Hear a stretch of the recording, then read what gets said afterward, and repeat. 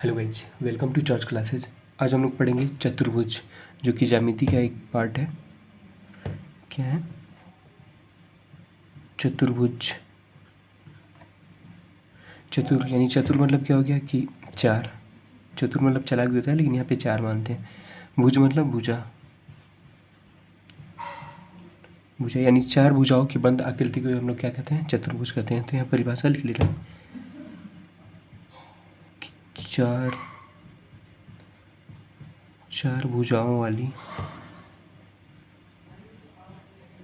बंद आकृति को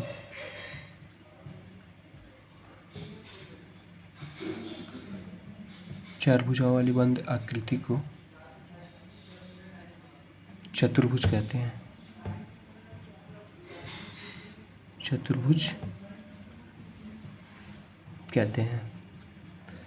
चार भुजाओं की जो भी बंद आकृति है उसे हम क्या कहेंगे? चतुर्भुज कहते हैं। और देखते हैं कि चतुर्भुज होता कैसे।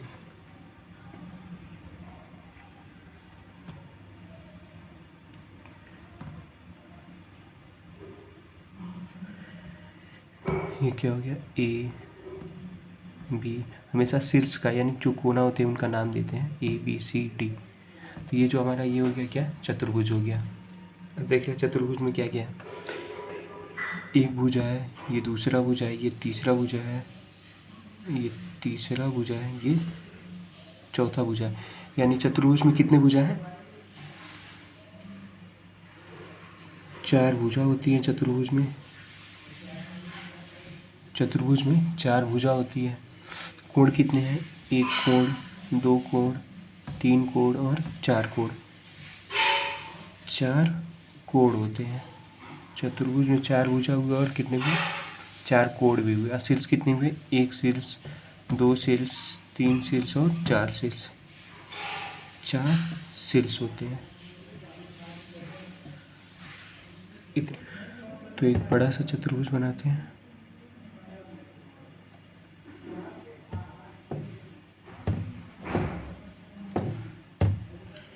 ए हो गया, बी सी डी। इसमें हमने क्या पढ़ा है अभी कि चार भुजा होती हैं। चार क्या होती हैं? भुजा होती हैं। चार कोण भी होते हैं और चार शीर्ष भी होते हैं। चार क्या है? शीर्ष भी हैं। इतने तो हम लोगों ने जान चुके हैं। अब हम लोग बात करते हैं कि जो ये चतुर्भुज के जो चारों कोण होते हैं, पहला कोण, दूसरा कोण और तीसरा और ये चौथा। तो यहाँ लिखा है कि चतुर्भुज के चारों आंतरिक कोणों का योग कितना होता है? 360 होता है। हम लोगों ने त्रिभुज में पढ़ा था, उसमें त्रिभुज में तीनों आंतरिक कोणों का योग कितना होता था? 180 होता था। अब बता रहे हैं कैसे होता है। चतुर्भुज में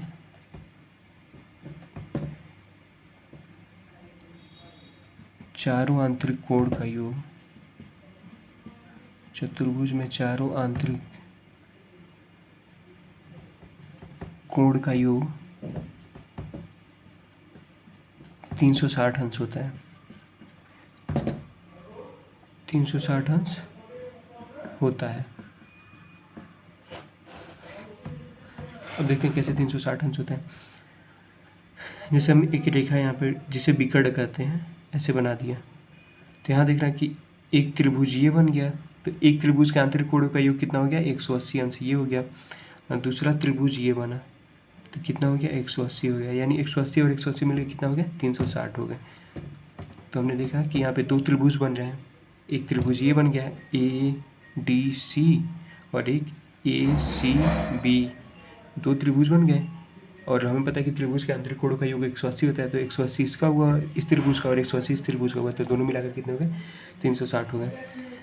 ये बस जानने वाली बात है कि कहाँ से आया। अब हम लोग बात करते हैं त्रिभुज के कुछ और।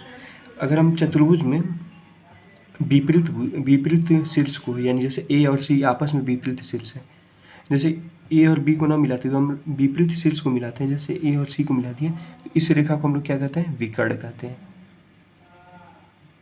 विकर्ण। फिर वैसे बी और डी या बी को मिलाए तो भी क्या हमें मिल गया? विकर्ण मिल गया। तो इससे हमें एक चीज़ और मिला, क्या कि चतुर्भुज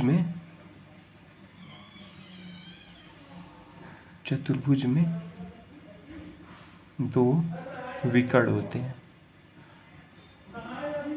चतुर्भुज में दो विकर्ण होते हैं। ये इतना अभी इसमें हमने पढ़ा।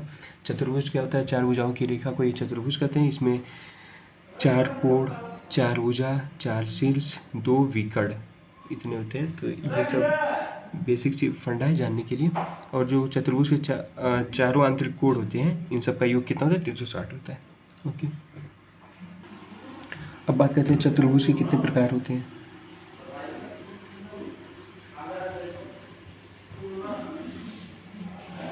चतुर्भुज के प्रकार,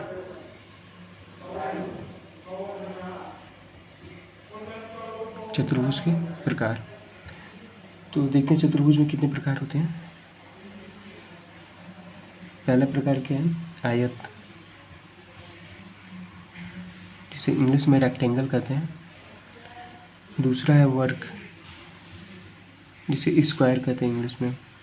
चतुर्भुज के प्रकार पहला क्या हो गया? आयत हो गया। दूसरा क्या हो गया? वर्ग हो गया। तीसरा क्या हो गया?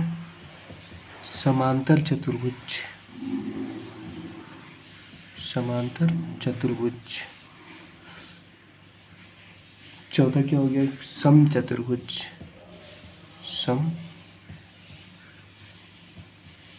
सम चतुर्भुज। फिर आ गया समलंब चतुर्भुज, समलंब चतुर्भुज। ये दिख रहा होगा। इतने हो गए इसके प्रकार। तो चतुर्भुज के कितने प्रकार हैं? 5 प्रकार है। पहला आयत, वर्ग, समांतर चतुर्भुज, समचतुर्भुज और समलंब चतुर्भुज। अब एक एक करके हम लोग इन सब के बारे में जानते हैं। तो पहले बात करते हैं हम लोग, पहला जो था चतुर्भुज के प्रकार, आयत। आयत, आयत क्या है? चतुर्भुज का एक प्रकार है। तो ये ऐसे होते हैं,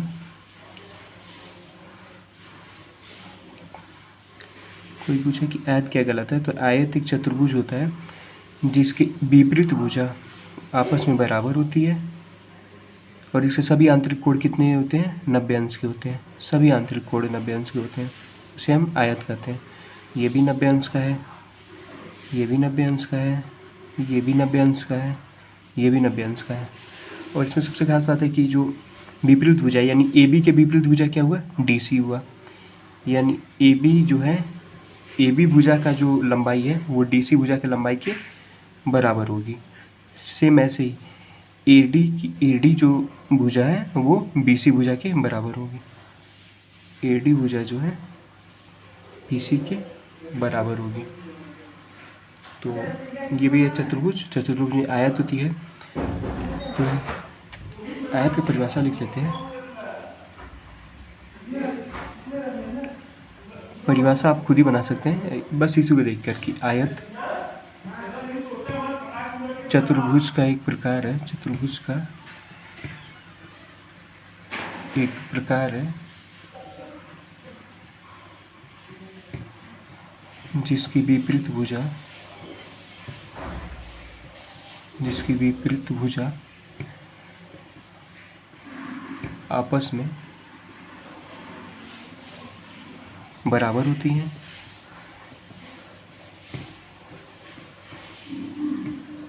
तथा सभी आंतरिक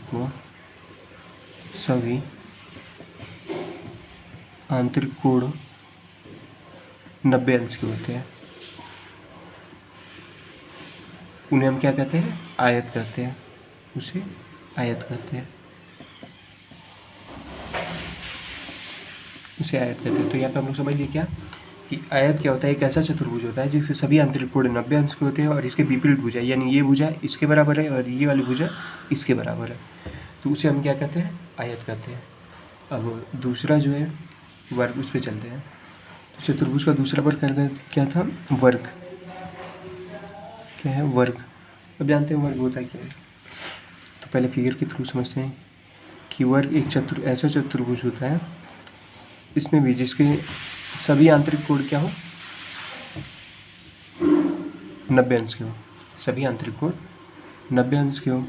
ये भी 90 अंश का है, ये भी 90 अंश का है, ये भी 90 अंश का है, ये भी 90 अंश का है। और सभी भुजा आपस में क्या हो? बराबर हो। ये सारी भुजा आपस में क्या है, बराबर है। मतलब ए बी भुजा की जो लंबाई है वो ए बी भुजा की लंबाई जो है बी सी भुजा की लंबाई के बराबर होगी, और ये भी क्या होगी, सी डी की भी बराबर होगी और डी ए की बराबर होगी, डी ए। तो ये भुजा जो है क्या कि वर्ग की ये खासियत है कि सारी भुजा आपस में क्या है, बराबर है, और सभी कोण क्या है, 90 अंश के होते हैं। आयत और वर्ग में क्या डिफरेंस है कि आयत में क्या होती थी, विपरीत भुजा आपस में बराबर होती थी, और सभी अंश तो 90, ये वाली तो सेम है कि सभी कोण क्या होते थे, 90 अंश के होते थे। उसमें बस विपरीत भुजा बराबर होती थी, इसमें क्या है कि सारी भुजा आपस में बराबर होती है, उसे हम क्या कहते हैं, वर्ग कहते हैं। इसका परिभाषा आप लोग लिख सकते हैं, वर्ग चतुर्भुज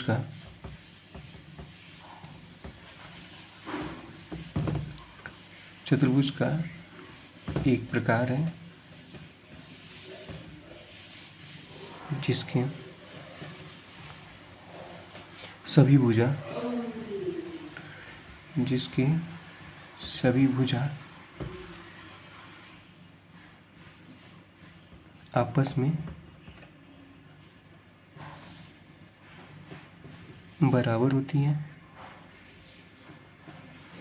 भुजा आपस में बराबर होती हैं, और सभी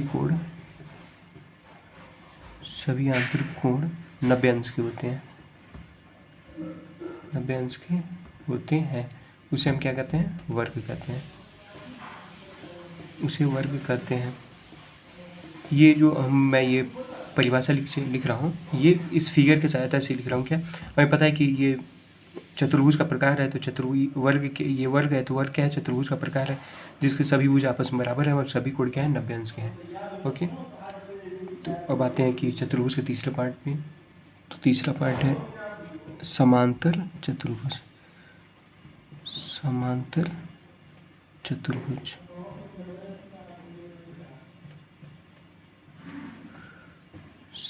चतुर्भुज, इसका फिगर ऐसे बनता है।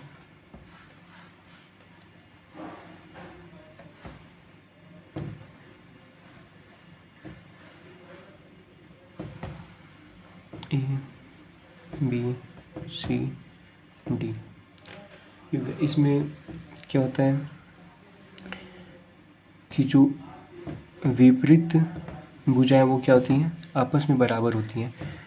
समांतर चतुर्भुज में विपरीत भुजा आपस में बराबर भी होती हैं तथा समांतर भी होती है, यानी DC और AB, DC बराबर AB होगा और AD बराबर BC होगा। लेकिन हम लोगों ने पढ़ा था समांतर, यानी दो लाइन समांतर कब होती हैं, जब ये कितना हुई इन दोनों को आगे बढ़ाते जाएं तो ये एक दूसरे को आपस में कट नहीं करेंगे, जैसे AB हो गया और ये CD हो गया। तो इस अब ये दोनों लाइन क्या हो गई, लिखेंगे AB और CD क्या है, समांतर है। तो इसको ऐसे लिखते हैं, ये तो हो गया कि हम एक सेंटेंस के रूप में लिखें। अब बात करते हैं, इसे ऐसे लिखते हैं कि AB समांतर को ऐसे दिखाते हैं कि मतलब ये दो रेखा ऐसी हो कि उनको कितना हुआ आगे बढ़ाते जाए तो वो आपस में एक दूसरे को न कट करते। AB समांतर CD, इसका मतलब ये हो गया। इसे हम अगर मैथ के रूप में लिखें तो ऐसे लिख देते हैं। तो वैसे ही हम यहाँ पर लिख रहे हैं,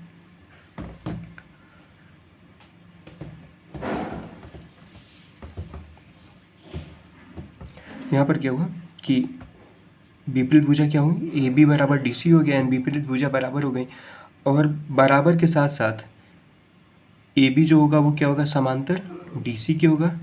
सेम वैसे ही AD जो होगा वो समांतर किसके होगा, BC के होगा। और इसके जो विपरीत कोण होते हैं, यानी ये कोण और ये कोण आपस में बराबर होगी, और ये कोण और ये कोण आपस में क्या होंगे, बराबर होंगे। अगर ये 60 अंश का है तो ये भी क्या होगा, 60 अंश का होगा। ओके, तो इसका परिभाषा भी लिख लेते हैं। पहले जान जाते हैं कुछ फैक्ट कि इसमें क्या होते हैं, विपरीत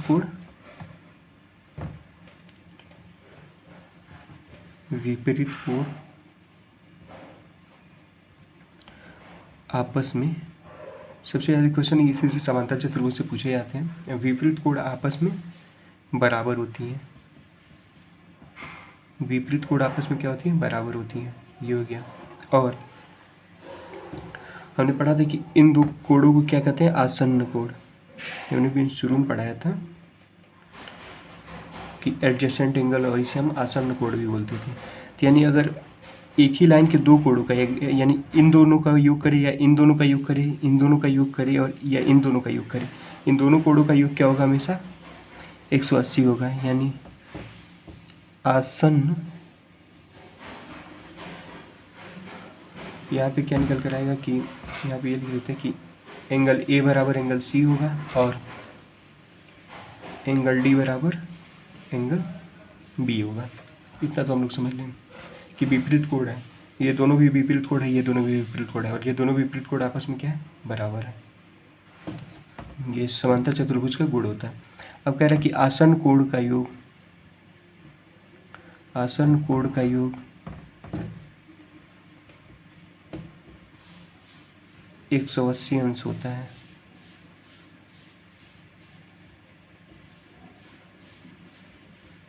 आसन्न कोण का योग 180 अंश होता है। जैसे अगर हम angle A plus angle B को जोड़े तो इसका योग कितना आएगा, 180 आएगा योग है। या एंगल ए या डी को जोड़े तो भी क्या आएगा, 180 आएगा।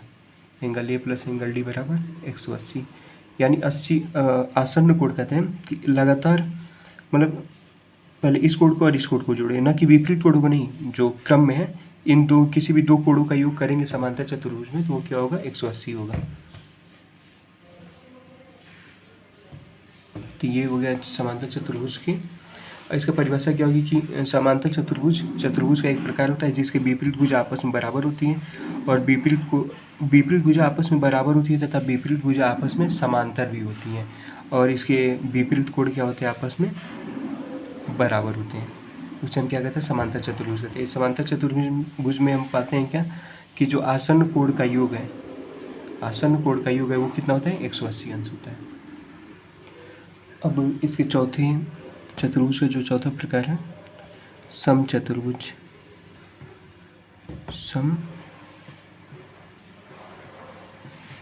समचतुर्भुज समचतुर्भुज क्या कहते हैं कि ये एक समांतर चतुर्भुज का भी प्रकार है।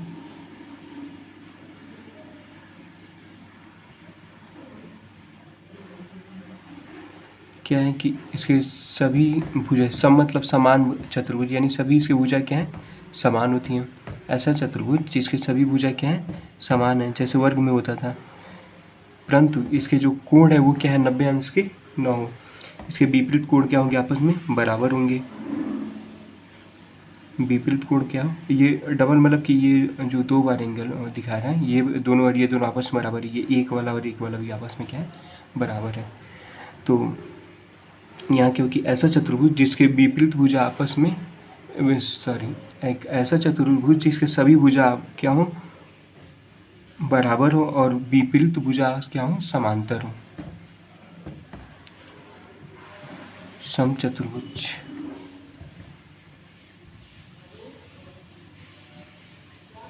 समचतुर्भुज चतुर्भुज का एक प्रकार होता है, चतुर्भुज का एक प्रकार होता है जिसकी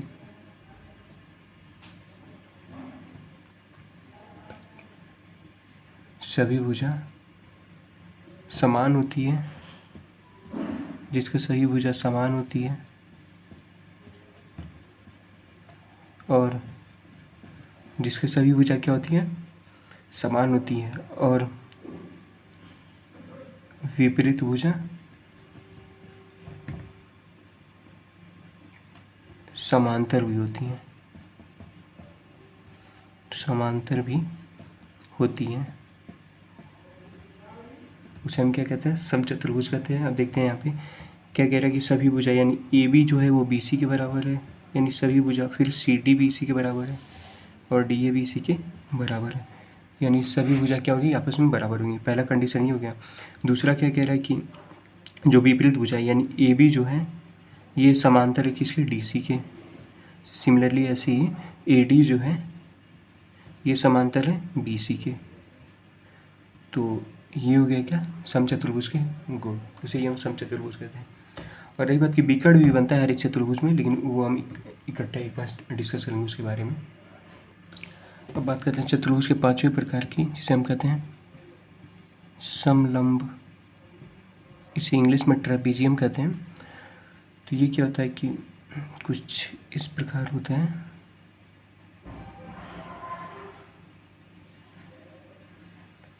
A B C D। इसके बस समलंब चतुर्भुज इसका बस एक ही पहचान है कि कोई दो भुजा यानी कोई दो विपरीत भुजा आपस में क्या होंगी, समांतर होंगी। देख रहे हैं कि ये वाली भुजा और ये वाली भुजा क्या है, आपस में समांतर है, बराबर नहीं है, समांतर है। तो क्या लिख सकते हैं कि ऐसा चतुर्भुज जिसके विपरीत भुजा यानी कोई एक विपरीत भुजा, जैसे ये और ये जो है आपस में क्या है, समांतर, यानी ए बी समांतर डी सी हो गया, उसे ही हम क्या कहते हैं, ट्रेपीजियम कहते हैं, यानी समलंब चतुर्भुज कहते हैं। तो यानी एक ऐसा चतुर्भुज समलंब चतुर्भुज का एक प्रकार होता है जिसके कोई एक विपरीत भुजा आपस में क्या होती है, समांतर होती है, उसे हम क्या कहते हैं, समलंब चतुर्भुज कहते हैं। लिख दिया कि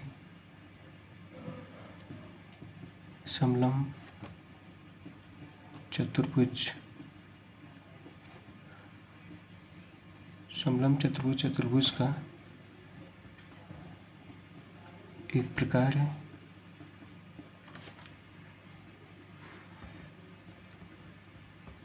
जिसकी कोई एक विपरीत भुजा है आपस में, एक विपरीत भुजाएं क्या हो, समांतर हो, आपस में बराबर नहीं, क्या हो, समांतर हो, उसे हम क्या कहते हैं, समलंब चतुर्भुज कहते हैं। थोड़ी खराब राइटिंग, ओके। तो यहाँ पे 5 प्रकार हम लोग पढ़ लिए। एक छठवां प्रकार भी होता है, बट उसे हम लोग ज़्यादा पढ़ते भी नहीं है और ना ही उसे लिया जाता है, तो बस नाम के लिए जान चाहते हैं कि क्या है छठवां प्रकार। उसे हिंदी में पता नहीं काइट कहते हैं, तो हिंदी में पतंगी कहते होंगे या पतंग की आकृति, यानी जो चतुर्भुज पतंग की आकृति का हो, जैसे हम लोग देखते होंगे कि हम लोग का जो भी पतंग हम लोग उड़ाते हैं लगभग इसी शेप का होता है, यानी ये भुजा और ये भुजा आपस में बराबर हो और ये भुजाएं भी आपस में क्या हो, बराबर हो। हम लोग पतंगी कुछ इसी आकार का बनाते हैं, ऐसे बनाते हैं।